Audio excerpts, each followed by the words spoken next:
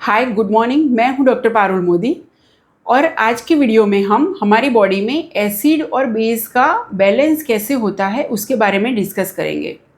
Generally in health blood का जो reaction होता है कि हमारे बॉडी में एसिड पोर्शन कितना है और बेसिक का पोर्शन कितना है, वो पीएच के माध्यम से हम जानते हैं। नॉर्मल हमारे बॉडी में पीएच की रेंज 7.36 टू 7.44 है। हमारे बॉडी में जो मेटाबॉलिज्म होता है उसकी बाय प्रोडक्ट के रूप में लॉट्स ऑफ एसिड डेवलप होता है। हमारे बॉडी में एक बफर सिस्टम सेटल्ड है जिसकी मदद से बॉडी में जो एसिड डेवलप होते हैं वो न्यूट्रलाइज हो जाते हैं। तो वो बफर सिस्टम कौन सी है? तो एक तो है लंग्स जो हमारे वाइटल ऑर्गन है और दूसरा है किडनी।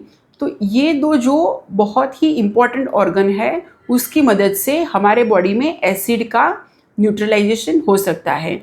सबसे पहले एक्सक्रीशन फ्रॉम द लंग्स होता है, देन एक्सक्रीशन किडनी में से हो सकता है और ब्लड में भी हो सकता है, जैसे कि in the form of protein HB and buffer in the red cell. तो आइए हम बात करते हैं alkalosis and acidosis. Means alkalosis means जैसे हमारी बॉडी में अगर अल्कलाइन माध्यम बढ़ जाता है तो उसको अल्कलोसिस बोलते हैं। अल्कलोसिस मीन्स अगर हमारे बॉडी में पीएच की रेंज 7.44 से बढ़ जाती है तो बॉडी में अल्कलाइन माध्यम बढ़ जाता है। तो वो कैसे रिफ्लेक्ट होता है? तो अल्कलोसिस जो है वो दो टाइप के होते हैं, एक होता है मेटाबॉलिक एंड दूसरा होता है रेस्पिरेटरी। तो अगर मेटाबॉलिक अल्कलोसिस की हम बात करें तो उसको हम फर्दर दो स्टेज में डिवाइड कर सकते हैं कि मेटाबॉलिज्म में अल्कलोसिस कैसे बढ़ता है। उसके दो पॉसिबिलिटीज़ है। एक तो है कि अगर एसिड डिप्लीशन होगा यानी एसिड कम होना, और दूसरा है बेस का एडिशन होना। तो फर्स्ट है एसिड डिप्लीशन। तो एसिड कब कम होता है? से for example in case of loss of gastric juices, means अगर आपको वॉमिटिंग हो रही है या तो फिर excessive gastric suction after surgery के बाद जो सक्शन होता है उसमें गैस्ट्रिक जूसेस का ज़्यादा कम होना, उसकी वजह से एसिड डिप्लीशन हो जाता है। दूसरी जो पॉसिबिलिटी है वो है बेस एडिशन। बेसिक कब ऐड होता है?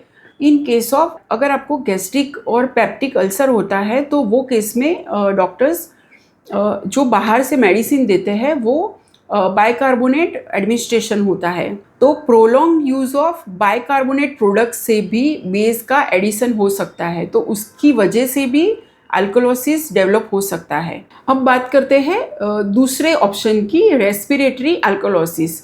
मीन्स रेस्पिरेशंस में यानी लंग्स में कैसे रिफ्लेक्ट होता है। तो अगर आपकी बॉडी में पीएच 7.44 से बढ़ जाती है तो अल्कलाइन माध्यम बढ़ जाता है। रेस्पिरेटरी अल्कलोसिस डेवलप होता है in case of hyper ventilation में। से फॉर एग्जांपल अगर excessive use of muscle relaxant हुआ है तो ये कंडीशन डेवलप हो सकती है।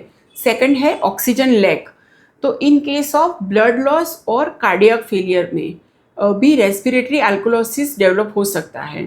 थर्ड है toxic stimulation of the centre. से फॉर एग्जांपल हेपेटिक फेलियर और सीवियर सेप्टिसीमिया, ये दो केस में भी रेस्पिरेटरी अल्कलोसिस डेवलप हो सकता है। अब हम बात करते हैं एसिडोसिस की। एसिडोसिस मीन्स अगर आपकी ब्लड में पीएच 7.36 से कम हो जाती है तो एसिड का लेवल बढ़ जाता है, तो उसको एसिडोसिस बोलते हैं। एसिडोसिस को हम दो पार्ट में समझ सकते हैं। एक होता है मेटाबॉलिक एसिडोसिस, सेकंड होता है रेस्पिरेटरी एसिडोसिस।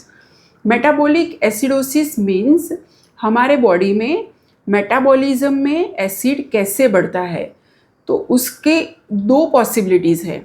फर्स्ट है अगर एसिड का एडिशन होता है तो एसिड बढ़ सकता है।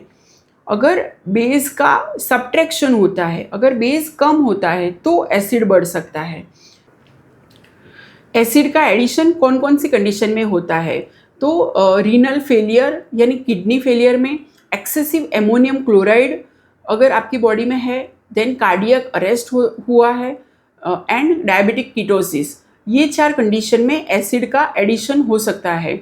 उसके बाद बेस का सब्ट्रैक्शन कब होता है? तो in case of diarrhoea, duodenal fistula, pancreatic fistula and biliary fistula, ये 4 कंडीशन में बेस का सब्ट्रैक्शन हो सकता है, यानी बेस लेवल कम हो सकता है।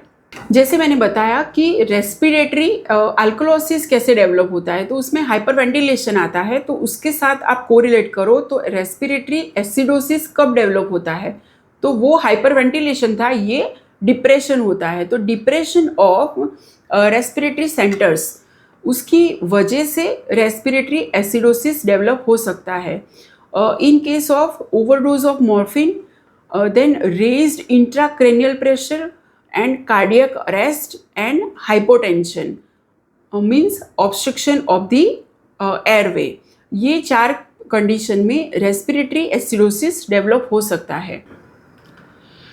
अगर आपको अल्कोलोसिस या तो फिर एसिडोसिस हुआ है तो एसिडोसिस की ट्रीटमेंट क्या होती है, तो administration of simple Ringer lactate solution along with the sodium bicarbonate and normal saline, ये फ्लूइड देने से एसिड फॉर्मूला कम हो जाती है।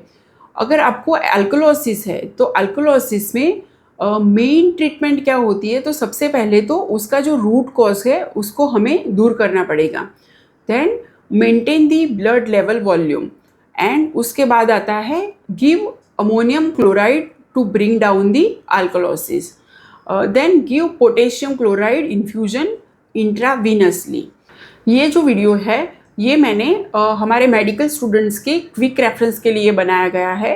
अगर आपको इसमें से कोई बीमारी या तो फिर इसके रिलेटेड कोई प्रॉब्लम है तो कमेंट बॉक्स में ज़रूर लिखिए, उसके बारे में अलग वीडियो में I will surely discuss. Thank you.